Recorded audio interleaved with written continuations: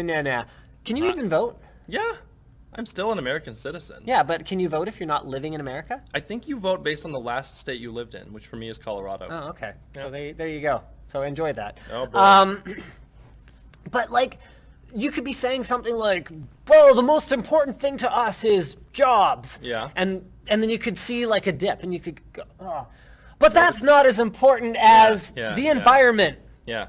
Well, it's something comedians are good at this, where they'll start a series of jokes, and if the audience reaction is really positive, they'll continue with that series. But if not, they go on to the next joke. But now we can have it for politics and have robots figuring it out. And then you create a robot that's good enough at pandering, and we won't even need politicians anymore. That's also another Onion skit. We'll just put the robot in charge. Perfect. Brilliant. President Executron.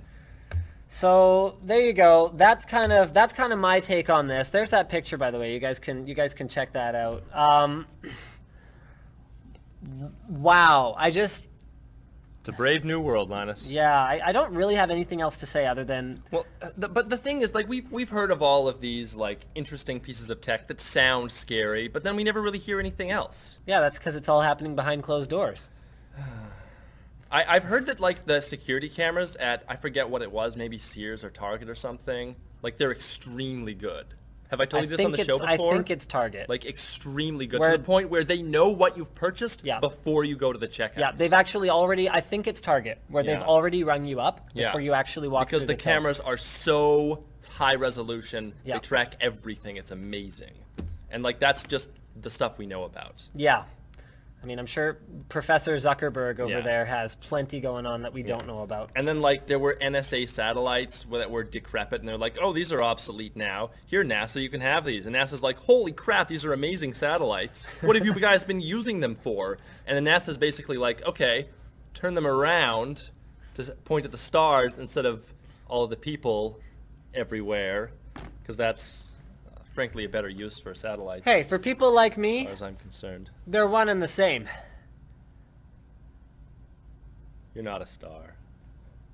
Maybe a very dim one. All right, so let's talk about NASA's training program that involves consumer-grade VR and, quote-unquote, NVIDIA GPU technology. I'm Now, see, assuming this is like the the topic you perfect wanted to talk Linus about. and Terran topic. All right, so let's 'Cause pull I'm all up the NASA let's pull up gung-ho. the NVIDIA blog here. NVIDIA reported this? Yeah. Oh, Well, cool. NVIDIA's always bragging about anything that you yeah. can use a GPU oh, for. sure. They're especially fond of bragging about things that you can use a GPU for that are not gaming. Oh, yeah. Well, yeah. Yeah, I can see that. So let's run through the notes here once I get that switch back. So they're embarking on a 15-year journey to Mars, and VR is going to play a key role. So they're actually going to be using NVIDIA GPU technology combined with Unreal Engine 4, consumer-grade VR, physical mock-ups and models, wearable technologies, and room-scale tracking. And they're going to create what they're calling a hybrid reality system. Very, very cool. They want to create an extremely immersive and real